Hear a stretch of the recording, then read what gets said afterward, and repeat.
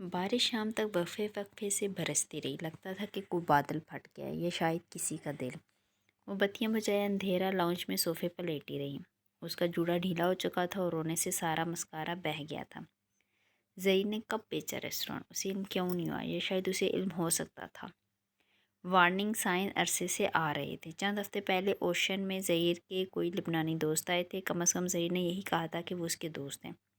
وہ ان کے ساتھ ریسٹوران میں نہیں بیٹھا، ساری جگہ گھما پھرا کر انہیں آفس میں لے کر بند ہو گیا۔ اور ہاں، اس نے سن رکھا تھا کہ ظہیر کی بیوی کا اصرار ہے کہ وہ دونوں اس کے ماں باپ کے پاس آسٹریلیا شفٹ ہو جائیں۔ کوئی خاندانی مسئلے تھے۔ ظہیر نے اس سے پہلے بھی چند بڑے فیصلے مالا کو اعتماد میں لیے بغیر کیے تھے۔ اسے تب ہی سمجھ جانا چاہیے تھا کہ وہ کبھی اس پر اعتبار نہیں کر سکتی، لیکن پھر بھی اس نے کیا۔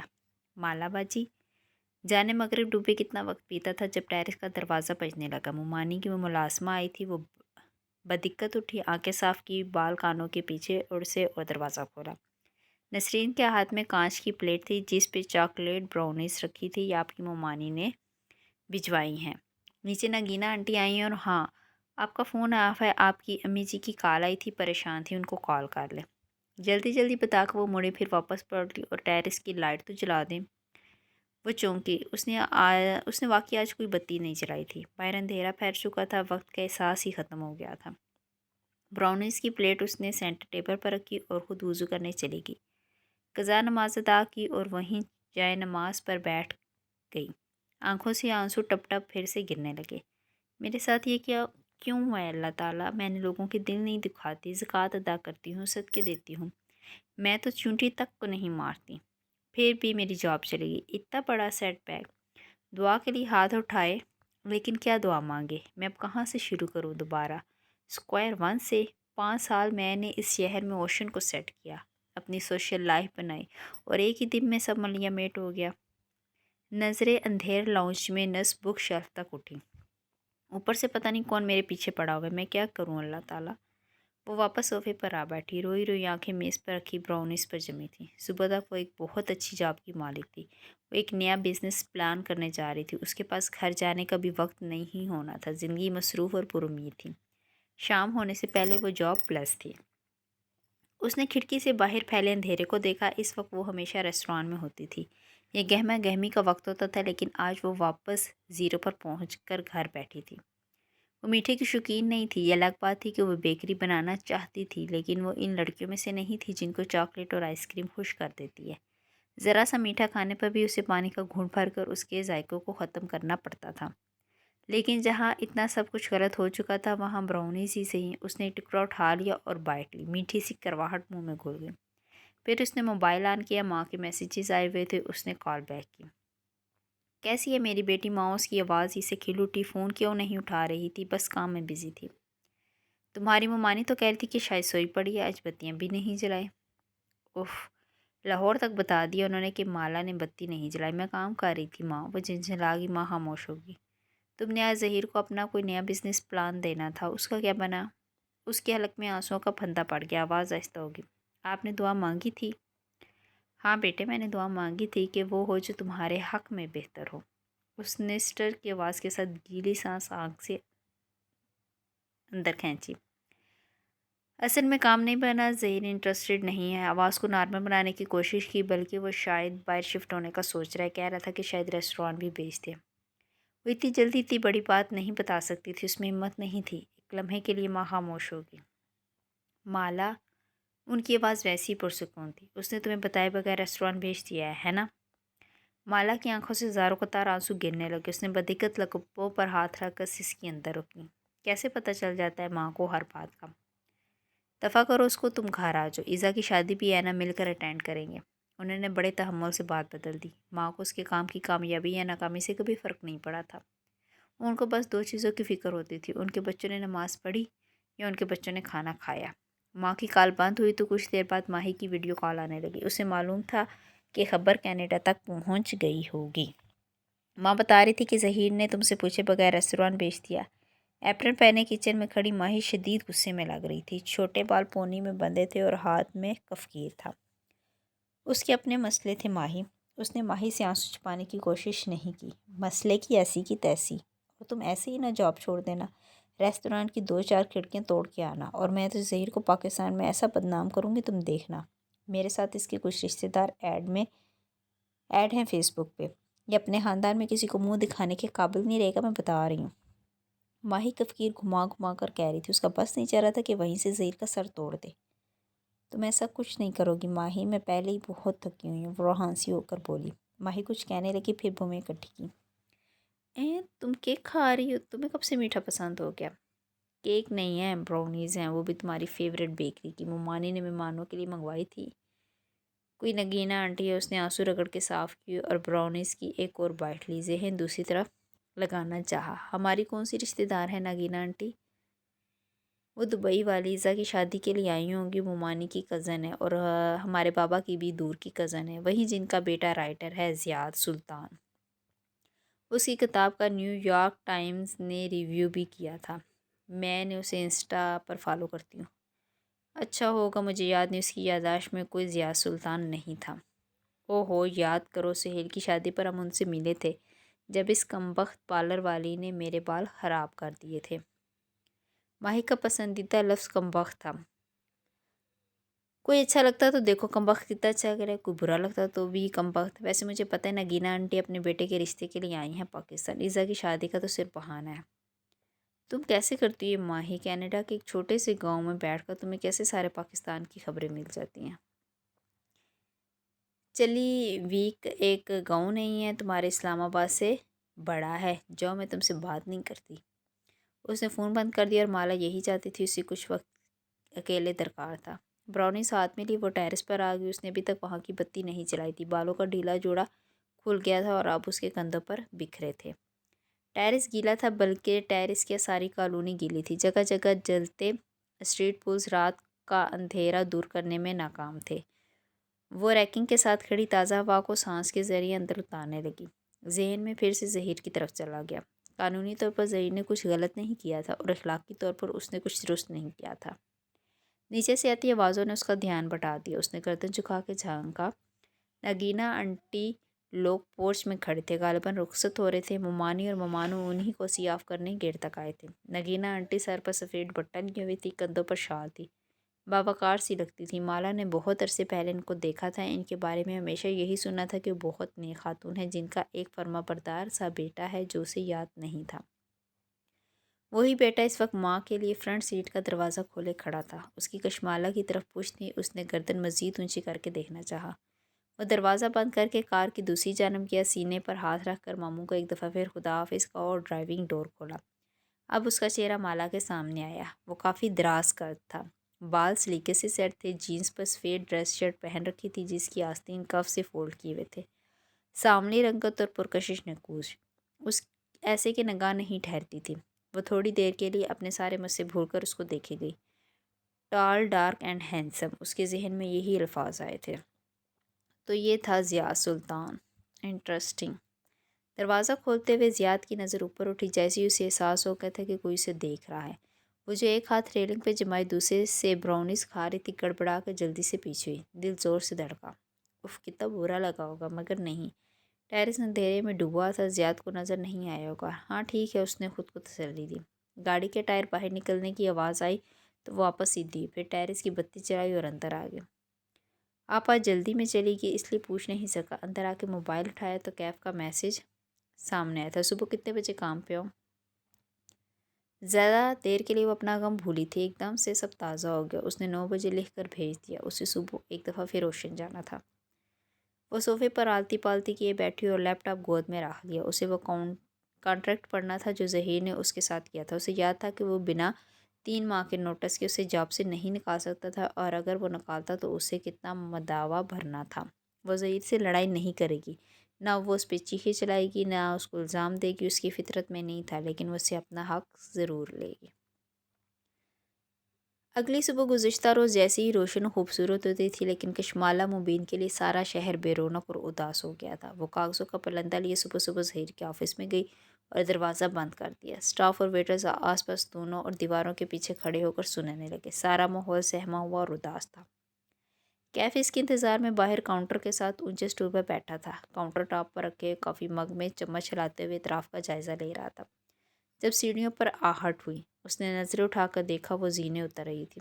اس نے آج سیاہ لمبی قمیص کے ساتھ سفید دوپٹہ کندھے پر ڈالا ہوا تھا، بالوں کا جوڑا بندھا ہوا تھا اور ایک لٹ دائیں گال کو چھو رہی تھی۔ آج اس نے ٹاپس نہیں پہنے تھے، پیروں میں سفید ہیلز تھی اور پیشانی پہ ابھی تک بال تھے۔ چہرہ تمتماتا ہوا تھا۔ ہاتھ میں ایک باکس تھا جس میں اس کی چیزیں تھیں، سب سے اوپر کیکٹس کا ننھا سا گملہ تھا۔ وہ کھڑا ہوا اور اس کے ہاتھ سے باکس لے لیا۔ تھینکس۔ اس نے ایک سرسری نظر کیف پر ڈالی۔ اس کے نئے جاگرز آج بھی اجلے سفید تھے، البتہ حلیہ وہی تھا، بڑی شیو، ماتھے پہ آئے نارمل لڑکوں جیسے بلدار بال، ٹی شرٹ پر کالر والی شرٹ جس کے بٹن سامنے سے کھلے تھے، چہرے پر مسکراہٹ اور ہاتھ پیچھے کو بندھے تھے۔ یس باس۔ مجھے مال تک جانا ہے، تم ڈرائیو کرو گے؟ کار ریموٹ اس کی طرف بڑھایا اور خود آگے بڑھ گئی۔ کیف باکس اٹھائے اس سے 2 قدم پیچھے تھا۔ یکدم کشمالہ کو احساس ہوا کہ وہ رک گیا ہے۔ اس نے پلٹ کر دیکھا۔ وہ ریستوران کے ہال کے مرکزی دیوار کے سامنے رکا ہوا تھا، گردن اونچی اٹھائے وہ دیوار کو دیکھ رہا تھا۔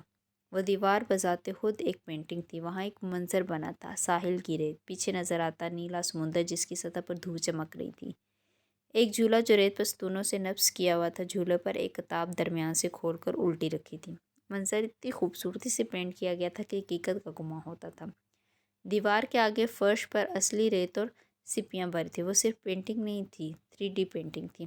کیف کی نظریں دیوار کے نچلے کونے تک گئی۔ وہاں مالا کے نام کے دستخط تھے، 7-5 برس قبل کی تاریخ تھی۔ اس نے گردن موڑ کے ستائشی نظروں سے مالا کو دیکھا جو اس کی منتظر کھڑی تھی۔ یہ آپ نے پینٹ کیا ہے؟ چلیں۔ وہ بنا کسی تاثر کے بولی، دروازے کی طرف اشارہ کیا۔ وہ گہری سانس لے کر اس کے ساتھ ہو لیا۔ آپ الویژن آرٹسٹ بھی ہیں؟ مجھے اندازہ نہیں تھا، وہ اس کے پیچھے چلتے ہوئے کہہ رہا تھا۔ پرانی بات ہے، وہ جیسے اس بات کو کوئی اہمیت نہیں دے رہی تھی۔ کیف خاموش ہو گیا۔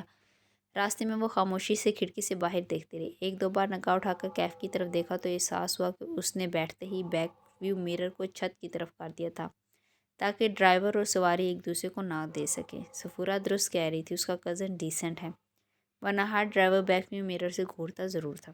سنو، تم ڈرائیور یونیفارم نہیں پہن سکتے؟ میں ایسے ہی ٹھیک ہوں، وہ موڑ کاٹتے ہوئے بولا۔ اس کے انداز میں ایک عجیب بے نیازی تھی جو کبھی کبھی کشمالہ کو کھلتی تھی، لیکن ہے۔ وہ باہر بھاگتی ٹریفک کو دیکھنے لگی۔ دھوپ کے باعث سبز آنکھوں کی پتلیاں سکیڑ رکھی تھی۔ باس، اب آپ کیا کریں گی؟ اپنی جاب آورز کے لیے پوچھ رہا ہوں۔ کل ہمیں لاہور جانا ہے 1 ہفتے کے لیے، واپس آ کر اس بارے میں بات کریں گے۔ مال کی پارکنگ میں کیف نے کار روکی تو باہر نکلنے سے قبل مالا نے سرسری انداز میں کہا، مجھے گھنٹہ لگ جائے گا، چاہو تو گھوم پھر لو، چاہو تو بیٹھے رہو۔ کیف نے محض سر ہلا دی، کچھ کہا نہیں۔ کچھ دیر وہ یوں ہی مال کی راہداری میں چلتی رہی۔ دن کا وقت ہے اس لیے بہت رش نہیں تھا۔ اسے ایزا کے لیے گفٹ لینا تھا لیکن دل نہیں چاہ رہا تھا۔ پہلے جب کبھی وہ خاندان کی شادیوں پر جاتی اس کو سیلیبریٹی ٹریٹمنٹ ملتی تھی۔ کشمالہ ان سب کی کامیاب انٹرپرینیور کزن تھی، اپنے پیروں پر کھڑی عورت۔ وہ مہنگے گفٹس دیتی تھی، لوگوں سے ملتے ہوئے بھی ہاتھ میں موبائل آن ہوتا۔ وہ ساتھ ساتھ اسلام آباد آفس کو مانیٹر کر رہی تھی۔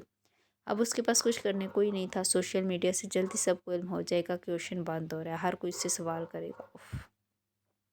وہ اپنی کیفیت میں چلتی جا رہی تھی جب ایک احساس ہوا کہ کوئی اسے دیکھ رہا ہے۔ چلتے چلتے اس نے گردن موڑی، دائیں بائیں پیچھے وہاں بہت سے لوگ تھے لیکن اپنی سمت میں جا رہے تھے، کوئی بھی اس کی طرف متوجہ نہیں تھا۔ اس نے چھری لے کر جھٹکا، شاید اسے وہم ہوا تھا۔ ایک ڈیزائنر برانڈ سے اس نے ایک کامدار جوڑا لیا، ایزا کے ٹیسٹ کے مطابق ٹھیک تھا۔ شاپ سے باہر نکلی تو سیدھ میں ایک بک شاپ نظر آئی، اس کی وال گلاس کے اس پار کیف کھڑا تھا۔ وہ کاؤنٹر پر پیمنٹ کر رہا تھا، وہ اس کی طرف چلی گئی۔ کیف نے اسے نہیں دیکھا تھا، اس کی کشمالہ کی طرف پوچھتی۔ وہ موبائل کان اور کندھے کے درمیان لگائے شاپنگ بیگ کاؤنٹر سے اٹھا رہا تھا، دبی آواز میں کچھ کہہ بھی رہا تھا۔ آواز اتنی ہلکی تھی کہ کچھ سنائی نہ دیا، نہ وہ سننے کی خواہشمند تھی۔ کیف اپنی موجودگی کا احساس دلانے کے لیے پکارا۔ وہ ایک دم جھٹکے سے مڑا، موبائل چھوٹ گیا، شاپنگ بیگز بھی نیچے گر گئے۔ وہ ڈر کے قدم پیچھے ہٹی۔ سوری، میں نے تمہیں ڈرا دیا۔ نہیں نہیں، میں کسی اور خیال میں تھا۔ کیف کی رنگت تبدیل ہوئی، جیسے وہ لمحے بھر کے لیے پریشان ہوا، مگر فوراً سے سنبھل گیا۔ جلدی سے موبائل اٹھانے جھکا جو کشمالہ کے قدموں کے ساتھ گرا تھا۔ اس نے گردن جھکا کے دیکھا، اس پر کال مل رہی تھی، وائٹ ہیئر لکھا ہوا نظر آتا۔ کیف نے جلدی سے فون اٹھایا اور کال کاٹ کر اسے جیب میں ڈال دیا۔ میرا ایک انکل ہے، اس سے بات کر رہا تھا۔ اب وہ پنجوں کے بل بیٹھا شاپنگ بیگ سے نکلا ہوا سامان اندر واپس ڈال رہا تھا۔ میں فری ہوں، چلے؟ اس نے نظر انداز کیا، البتہ وہ دیکھ سکتی تھی کہ اس کے ہاتھ میں ایک اسکیچ بک اور چند گریفائٹ پینسل تھی جنہیں وہ جلدی جلدی سمیٹ رہا تھا۔ پھر وہ کھڑا ہوا نظر کشمالہ کے ہاتھوں پر گئی، فوراً ہاتھ بڑھایا، یہ مجھے پکڑا دے۔ नो प्रॉब्लम, मैं उठा सकती हूँ। आगे जाने लगी लेकिन कैफ सामने आया और इधर लाई कहते हुए नरमी से उसने शॉपिंग बैग ले लिया। वो बिना कुछ कहे आगे बढ़ गई लेकिन उसे अच्छा लगा था। इस नौजवान में बहुत से मैनर्स थे, बस यूनिफॉर्म वाली बात पर मैं ऐसे ही ठीक हूँ वाला एटीट्यूड ना होता तो वो बेहतरीन मुलाजिम था। कशमाला के तजर्बे के मुताबिक एटीट्यूड वाला मुलाजिम ज़्यादा देर तक मुलाजिम नहीं रह सकता था। देखते हैं ये कितना अरसा टिकता है। कॉफ़ी लेंगी? लिफ्ट की तरफ जाते हुए कैफ ने पूछ लिया। वो उससे 2 कदम पीछे जा रहा था। हाँ, मेरे लिए एक एस्प्रियो डबल शॉट, राइट? वो पर्स से कार्ड निकालते हुए चौंकी। अब्रू ताज्जुब से कटे। तुम्हें कैसे मालूम मैं कैसी कॉफ़ी पीती हूँ? आपकी असिस्टेंट साइका से पूछा था। वो मुस्कुराया, गाल का गड़ा गहरा हुआ। नहीं, मैं तुम्हें अपना असिस्टेंट नहीं रखने लगी। हालांकि आपको एक नए असिस्टेंट की ज़रूरत है। उसके हाथ से कार्ड उचकते हुए मुस्कुराकर बोला। साइका को ओशन जैसी तनख्वाह देना आप अफोर्ड नहीं कर सकती। जल्द या बदेर आपको कोई नया काम शुरू करना होगा। इस वक्त कम तनख्वाह पर अगर कोई दस्तयाब है तो वो मैं हूँ। काफ़ी लो, शाबाश। अब्रू से इशारा किया। वो मुस्कुराता हुआ आगे बढ़ गया। कैफ ने उसे घर ड्रॉप किया तो वो उसे सुबह जल्दी आने की हदायत देते हुए कार से निकली। फिर शॉपिंग बैग्स ली सीढ़ियों की तरफ बढ़ गई। वो वहीं गेट के अंदर खड़ा मोबाइल पे अपने लिए राइडिंग बुक करवाने लगा। इस वक्त घर पर कोई नहीं होता था। वो मानी वर्किंग वूमेन थी, बच्चे स्कूल कॉलेज वाले थे। वो बैग्स लिए सीढ़ियाँ चढ़ने लगी। ऊपर टेरेस तक आई तो रुक गई। बैग्स वहीं फर्श पर रख दी। गर्दन मोड़ के पीछे देखा। वो मोबाइल कान से लगाई इधर उधर टहल रहा था। इसी पल चेहरा उठा के ऊपर देखा। कशमाला के चेहरे की परेशानी भांप के वो अलर्ट सा हो गया। मोबाइल नीचे किया और सवालिया अंदाज में अब्रू इकट्ठे किए। इधर आओ। उसने 2 उंगलियों से ऊपर आने का इशारा किया। वो तेज़ी से अंदर आया। सीढ़ियाँ दो दो करके फलांगी। अंदाज चौंकना था। टेरेस के दहाने पे आके वो रुक गया। नजरें फर्श से होती दाखिली दरवाजे तक उठी। तुमने मुझसे पूछा था ना कि मेरे पिछले गार्ड जॉब क्यों छोड़ देते थे? ये है उसकी वजह। कशमाला ने फर्श की तरफ इशारा किया। सीढ़ियों के अख्ताम पर खून पड़ा था, बहुत सा खून, जैसे किसी ने प्याला भर के उंडेल दिया। खून के छींटे दीवार पर भी आए हुए थे और वो अभी तक गीला था। क्या ये पहले भी कभी हुआ है? वो एहतियात से पैर बचाते हुए ऊपर आया। फिर एक जगह इकट्ठे हुए गीले खून के साथ पंजों के पल बैठा। गर्दन झुका के गौर से उसे देखा। एक गार्ड्स ने इसी वजह से जॉब छोड़ी थी और दूसरे ने इसलिए कि किसी ने पत्थर मार कर मेरी कार का शीशा तोड़ दिया था। और तीसरा, वो गर्दन झुका खून का मुआयना कर रहा था। उसको मैंने खुद निकाला था, स्मोकिंग करता था। उसने बेचैनी से खून आलूद फर्श को देखा। जी वहशत हो रही थी वो ये सब देख के। फिर उसने देखा पंजों के बाद ज़मीन पर बैठा कैफ खून की तरफ उंगली बढ़ा रहा था। हाथ मत लगाओ, इसे पता नहीं किसका खून है। कैफ ने आंखें उठा कर उसे देखा। बोला कुछ नहीं। वापस सर झुकाए, 2 उंगलियां खून में डुबाई। फिर सुर्ख पोरों को चेहरे के करीब ला के सूंघा। इसके बाद उसे अंगूठे उंगलियों के दरमियान मसला, जैसे कपड़ा मसल कर चेक करते हैं। ये खालिस खून नहीं है, इससे पतला किया गया। वो चौंकी गई। पतला क्यों? ताकि ये जल्दी खुश्क ना हो और आपके पैरों के साथ लग जाए। असल खून जल्द गाढ़ा होकर जम जाता है। कशमाला ने सर झुकाकर अपनी सफ़ेद हिल्स देखी। वो साफ थी। कैफ अब खड़े होते हुए टिश्यू से हाथ साफ कर रहा था। कोई आपको डराने की कोशिश कर रहा है। उसने थक कर गहरी सांस ली। अगर तुम जॉब छोड़ना चाहते हो तो अभी से बता दो। मुझे कल लाहौर जाना है। मैं ड्राइवर का बंदोबस्त कर रखूँ। मैं क्यों जॉब छोड़ूंगा? टिश्यू से उंगलियां रगड़ते हुए हैरत से बोला। इस सर्कस से डर के? लोग खून देख कर डर जाते हैं। मैं ऐसे इंसान से क्यों डरूंगा जो बुज़दिलों की तरह छुप कर किसी औरत के घर में खून फेंकता है? उसके सामने आ खड़ा हुआ। मड़ोड़ा हुआ खून आलू टिश्यू उसके हाथ में था। मैंने आपसे वादा किया था आपकी हिफाजत का। आज मैं आपसे एक और वादा करता हूँ कि मैं इस शख्स को ढूंढ के आपके पास ज़रूर लाऊंगा। वो संजीदगी से कह रहा था। कुछ था उसके अंदाज में, यकीन दिलाने वाला, बेखौफ कर देने वाला। उसके तने सब ढीले पड़ने लगे। उसने ममनूनियत से कैफ को देखा। बोली कुछ नहीं। अब वो सोचती नज़रों से इतराफ़ में देख रही थी। कोई सीसीटीवी नहीं है? बताया ना, ये लोग लगवाने नहीं देते। घर के बाहर लगा हुआ है एक सीसीटीवी। इसमें भी कभी कोई नज़र नहीं आया। चौकीदार भी मौजूद है। वो किसी को यूँ दाखिल होने नहीं देता। ज़रूरी नहीं है कि कोई बाहर से आया। वो टेरेस की रेलिंग के साथ चलते हुए नीचे देख रहा था। घर के किसी मुलाजिम को पैसे देकर भी वो काम करवाया जा सकता है? नामुमकिन। मामू के मुलाजिम बहुत पुराने हैं। हम सब हर मौके पर उनकी मदद करते हैं। वैसे क्यों करेंगे? आप उनको पैसे से खुश रखती हैं। वही पैसा कोई ज़्यादा दे तो वो इसका काम करेंगे। पैसा हर वक्त हर एक की ज़रूरत होता है बॉस। आप इससे किसी को भी खरीद सकते हैं। मोहम्मद डेर से झुककर कुछ देख रहा था। तुम्हें भी? क्या? ठटक के रुका। फिर आहिस्ता से उसकी तरफ पलटा। वो सीने पर बाजू लपेटे संजीदगी से उसे देख रही थी।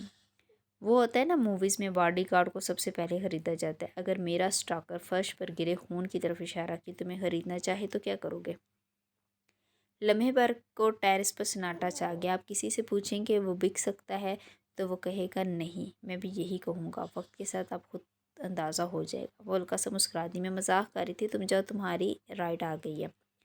نیچے اوپر بائک پہنچ چکی تھی۔ کیف نے بائکر کو اشارہ کیا، پھر واپسی اس کی طرف پلٹا۔ آپ پریشان تو نہیں ہیں یعنی اس خون سے؟ نہیں، اس نے نفی میں سر ہلا کر کندھے جھکائے۔ اب مجھے عادت ہوگی، اور تم نے کہا نا وہ مجھے مارنا نہیں چاہتا۔ لیکن جب وہ چلا گیا تو مالا کو احساس کے خون دیکھ کر اسے ایک دفعہ پھر سے وحشت شروع ہو گئی تھی۔ وہ جوتے بدل کر آئی اور فرش صاف کرنے میں جٹ گئی۔ پہلے خون صاف کیا، پھر پائپ لگا کے فرش دھو دیا۔ جب تک ہار کے لاؤنج میں واپس آئی تو مغرب اتر رہی تھی۔ آج پھر سے کسی نے ٹیرس پر خون پھینکے۔ ماہی کو میسج لکھا، پھر مٹا دیا، پھر لکھا، پھر مٹا دیا، پھر تیسری دفعہ لکھ کر سینڈ دبا دیا۔ کینیڈا کے شہر چلی ویک میں مابینہ اور آباد کے گھر کا واحد بیڈ روم خاموشی میں ڈوبا ہوا تھا۔ ماہی کروٹ کے بل سو رہی تھی جب میسج ٹیون سے اس کی آنکھ کھلی۔ وہ ایک دم اٹھ بیٹھی، بدقت پلٹ کر دیکھا، آباد گہری نیند سو رہا تھا۔ ماہی نے چھوٹے بال کانوں کے پیچھے عرصے اور فون اٹھا کر کھولا۔ چہرہ موبائل کی نیلی روشنی سے روشن ہو گیا۔ میسج پڑھ کر اس کی آنکھوں میں فکر مندی اتر آئی۔ انگلیاں ٹائپ کرنے لگی۔ اٹس ہم لکھ کر بھیج دیا، پھر دبے قدموں وہ لحاف تلے سے نکلی۔ اس نے آدھی آستین کا گاؤن پہن رکھا تھا، بال کھلے تھے۔ وہ ننگے پیر لکڑی کے فرش پر چلتی دروازے تک آئی۔ ذرا سے چلنے پر بھی آہٹ سنائی دیتی تھی۔ لانگ روم میں ٹی وی کنسول کے نیچے بنے کیبنٹ کی وہ چند لمحے دیکھتی رہی، کھولے یا نہ کھولے۔ پھر اس نے کونے والی کیبنٹ کھولی، جھک کر اندر سے ایک اسکیچ بک نکالی اور سیدھی ہوئی۔ اسکیچ بک کے درمیان میں کہیں گریفائٹ پینسل رکھی تھی۔ ماہی نے پینسل والے صفحے کو کھولا۔ وہاں ایک تصویر بنی تھی۔ وہ چند لمحے اس تصویر کو دیکھتی رہی۔ مالا کے ساتھ جو کچھ ہو رہا اس کا ذمہ دار یہ چہرہ تھا، اس کی آنکھیں، اس کی فاتحانہ مسکراہٹ۔ وہ اس چہرے کو بنا پل جھپک کے دیکھ رہی تھی۔ عجیب سی بے بسی اور نفرت کا احساس ہو رہا تھا۔ اس نے اسکیچ بک واپس رکھ دی، پھر دیوار پر نصب کھڑی کی طرف دیکھا۔ فجر کا وقت ہونے کا تھا۔ وہ مالا کے لیے کچھ نہیں کر سکتی تھی، کیونکہ مالا اس کی نہیں سنتی تھی، کوئی ماہی کی نہیں سنتا تھا۔ وہ صرف دعا کر سکتی تھی۔ وہ دعا کرے گی اور سب ٹھیک ہو جائے گا۔ ماہی کی دعائیں عموماً قبول ہوا کرتی تھی، یہ بھی ہوگی۔ وہ خود کو تسلی دیتی وضو کرنے چل دی۔ کیف اگلی صبح فجر ہوتے ہی اسے لینے آ گیا۔ پہلے اس نے مالا سے دوبارہ اس کا ٹیرس دیکھنے کی اجازت مانگی۔ چوکیدار اس نوجوان کو اوپر جاتے دیکھ کر گھورتا رہا، لیکن اس نے پرواہ نہیں کی۔ ہر طرف سے ٹیرس کا جائزہ لیا، پھر گھر کے لاکس چیک کی، کھڑکیوں کا جائزہ لیا۔ جب مطمئن ہوا تو نیچے آیا اور ان کا سفر شروع ہوا۔ وہ لانگ روٹ پر ڈرائیو نہیں کرتی تھی کیونکہ کر نہیں سکتی تھی، اسے متلی ہوتی تھی، اس لیے وہ پچھلی سیٹ پر کھڑکی سے سر ٹکا کر سونے کی کوشش کرنے لگی۔ چلنے سے قبل اس نے ماں کو میسج کر دیا تھا۔ اب ہر گھنٹے بعد ماں کا میسج آتا، کہاں پہنچی ہو، خیریت سے سفر گزر ہے؟ مسکرا کر جواب دیتی اور فون رکھ کر آنکھیں موند دیتی۔ وہ بھی خاموشی سے ڈرائیو کر رہا تھا۔ کچھ لیں گی آپ؟ قیامت اسٹیشن پر کار اندر لے جاتے ہوئے کیف نے پوچھا۔ جواب نہیں آیا تو اس نے گردن موڑ کر دیکھا۔ وہ سر سیٹ کی پشت سے ٹکائے آنکھیں موندے ہوئے تھی۔ سر قدرے ترچھا پڑا تھا، ایک طرف سے کیچر سے نکلتے بالوں نے آدھے چہرے کو ڈھانپ رکھا تھا۔ ساتھ سیٹ پر ٹوکری میں ننھے ننھے پودے رکھے تھے۔ واپس سیدھا ہو گیا، چہرے پر اضطراب پھیلا، کرب سے آنکھیں بند کی۔ اب بھی وقت تھا، وہ اس کو سب کچھ بتا سکتا تھا۔ وہ یہاں کیوں ہے، وہ اس کو کیسے دھوکہ دے رہا ہے۔ وہ یہ ڈیزرو نہیں کرتی تھی کہ وہ اسے دھوکہ دے۔ اس میں اور ظہیر میں فرق ہونا چاہیے تھا۔ کیف نے آنکھیں کھولی اور ونڈ اسکرین کے پار دیکھا۔ دنیا ویسی ہی تھی جیسے اس کی آنکھیں بند کرنے سے پہلے تھی۔ آنکھیں بند کر لینے سے حقیقت نہیں بدل سکتی تھی۔ اسے خاموشی سے اپنا کردار ادا کرنا تھا۔ اسے اس لڑکی سے ہمدردی کرنے کی ضرورت نہیں تھی، اسے اپنے مسئلے حل کرنے تھے۔ وہ اس کو دھوکہ ضرور دے رہا ہے، لیکن ساتھ ہی وہ اس کی حفاظت بھی کرے گا۔ یوں حساب برابر ہو جائے گا۔ بس 2 ماہ وہ اس نوکری کرے گا، پھر کہیں غائب ہو جائے گا۔ وہ اسے بھول جائے گی اور معاملہ دفن ہو جائے گا۔ بس 2 ماہ اور۔ کشمالہ کی کھڑکی کے شیشے پر دستک ہوئی تو اس نے چونک کر آنکھیں کھولی، پھر شیشہ نیچے کیا۔ کیف باہر کھڑا کافی کا مگ اس کی طرف بڑھائے ہوا تھا۔ ریسٹ ایریا آ گیا، وہ خود سے بولی، ایک کپ تھام لیا۔ آنکھوں میں بھی تک کچی نیند تھی۔ وہ گھوم کے واپس ڈرائیونگ سیٹ تک آیا، اپنے کافی سے کپ ہولڈر میں رکھی اور سیٹ بیلٹ پہننے لگا۔ ایک بات پوچھوں آپ سے؟ کار سٹارٹ کرتے ہوئے بولا۔ کافی کے گھونٹ پڑتے ہوئے اسے سنے گئی۔ آپ کے پاس کوئی فیوچر پلان تو ہوگا، دوبارہ سے اپنا کام سیٹ کرنے کا پلان؟ تمہارا مطلب ہے کامیابی کا نیا پلان؟ وہ باہر دیکھتے ہوئے تلخی سے مسکرائے۔ اسکول سے یونیورسٹی تک، کتابوں سے انٹرنیٹ تک، سب یہی سکھاتے ہیں کہ کامیاب کیسے ہونا ہے۔ کوئی یہ کیوں نہیں سکھاتا کہ ناکام کیسے ہونا ہے؟ جاب چلی جائے گی تو کیا کرو گے؟ کام میں نقصان ہوگا تو کیا کرو گے؟ صفر سے دوبارہ شروع کرو گے؟ سب ہمیں کامیابی کے لیے تیار کرتے، کوئی ہمیں ناکام ہونے کے لیے تیار کیوں نہیں کرتا؟ میرے خیال میں انسان کا ایکسیڈنٹ ایک دم سے نہیں ہوتا، پہلے نیئر مسز ہوتے ہیں تاکہ ہم سنبھل جائیں۔ ریڈ فیلنگز نظر آتے ہیں۔ ظہیر کے بارے میں بھی آپ کو نظر آئے ہوں گے، وہ ڈرائیو کرتے ہوئے سنجیدگی سے کہہ رہا تھا۔ کشمالہ نے سوچتی نظر سے اس کے کندھے کی پشت کو دیکھا۔ کیا تمہیں قرضوں میں گرنے سے پہلے ریڈ فیلنگز نظر آئے تھے؟ نہیں آئے؟ طنز نہیں کہہ رہی، اس لیے پوچھ رہی ہوں کہ کیونکہ تم بہت سمارٹ لگتے ہو۔ پھر اتنا نقصان کیسے کاٹ لیا اپنا؟ کیف نے گہری سانس لی۔ ایک اچھا بزنس مین بننے کے لیے سمارٹ ہونا کافی نہیں ہوتا، پھر کیا چاہیے ہوتا ہے؟ ایک آئیڈیا، ایک یونیک آئیڈیا، اس آئیڈیا سے محبت کرنا، پھر اس کے گرد بہت محنت سے اپنے کام کو تعمیر کرنا۔ اس کی آواز میں جوش سا بھر گیا تھا۔ پھر اس آئیڈیا کو کامیاب کرنے کے لیے ایک اچھی ٹیم بنانا اور بیچنے سے پہلے اپنے ٹارگیٹ آڈینس کا علم ہونا، اپنے کام کی کوالٹی اور ویلیوز پر کبھی سمجھوتا نہ کرنا۔ وہ اسٹیئرنگ وہیل پر ہاتھ جمائے بولے جا رہا تھا اور وہ انگلیوں پر گہرے تھیں۔ مگر یہ سب کافی نہیں ہوتا باس، بزنس میں ترقی یہاں سے آتی ہے۔ ایک ہاتھ اسٹیئرنگ سے ہٹا کر اپنی پیشانی پر دستک، آپ کی پیشانی کے بخت سے۔ کشمالہ نے تعجب سے ابرو اٹھائی۔ یعنی قسمت؟ یعنی قسمت، اس نے تائید میں سر ہلایا۔ تم کہہ رہے ہو کہ انسان کی قسمت اس کی محنت سے زیادہ ضروری ہے؟ محنت اور بزنس کی سمجھ بوجھ یہ لازم ہے، لیکن اس کے باوجود بھی ہم فیل ہو جاتے ہیں کیونکہ اس چیز میں ہمارا بخت نہیں ہوتا، لیکن وہ کسی دوسری چیز میں ضرور ہوتا ہے۔ آپ کا اگر بخت ریسٹوران میں نہیں ہے تو شاید وہ کسی اور کام میں۔ اب بتائیں، کیا میں اسسٹنٹ پوزیشن کے لیے ہائر کر لیا گیا ہوں؟ جانتے ہو تم میں اور میرے پرانے ڈرائیورز میں کیا فرق ہے؟ وہ میری طرح اسٹریٹ سمارٹ نہیں تھے، وہ اتنا بولتے نہیں تھے۔ وہ چہرہ موڑ کے باہر دیکھنے لگی۔ اس سے بہتر اسسٹنٹ کشمالہ کو نہیں ملنے والا تھا، لیکن ابھی وہ اس بات کا اعتراف نہیں کرنا چاہتی تھی۔